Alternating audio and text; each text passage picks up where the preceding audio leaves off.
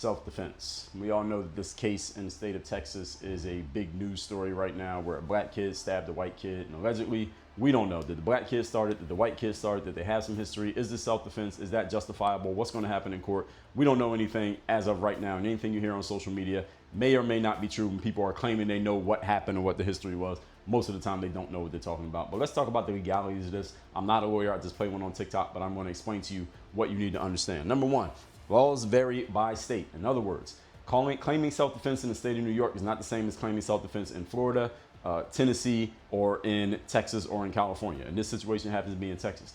In the state of Texas, if you are going to claim self-defense after you have used deadly force against a person that was allegedly attacking you, you have to prove that that person was using unlawful and violent energy, unlawful and violent behavior. They were doing something unlawful and violent to you, which justifies you doing something violent towards them that otherwise would have been unlawful. If you fail to prove that, you may end up in hot water legally, which moves us on to point number two.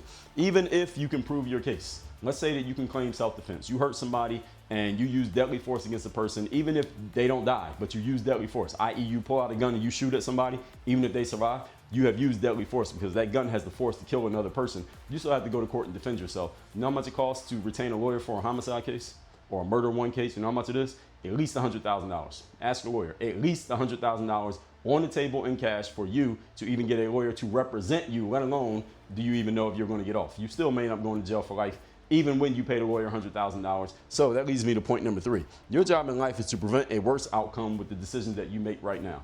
In short, if you claim self-defense in a legal case, you must be able to prove to a jury beyond a reasonable doubt that whatever you did, i.e. stabbing the person who was coming at you, prevented a worse thing from happening to you.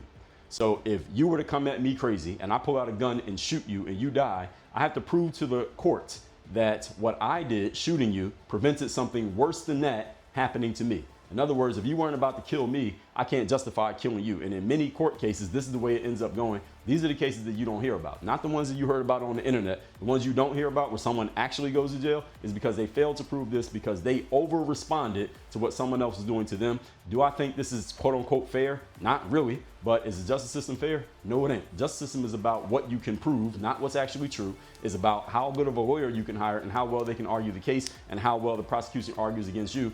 I would suggest, instead of playing dice with your life and gambling with your life by ending up in the court in the first place and paying a lawyer, you instead be smart rather than be tough, especially you men out there, because if you end up over responding to what someone else does, even if you can justify it and your social media followers can justify it, the courts will not justify it, and you don't want to be there. Work on your game.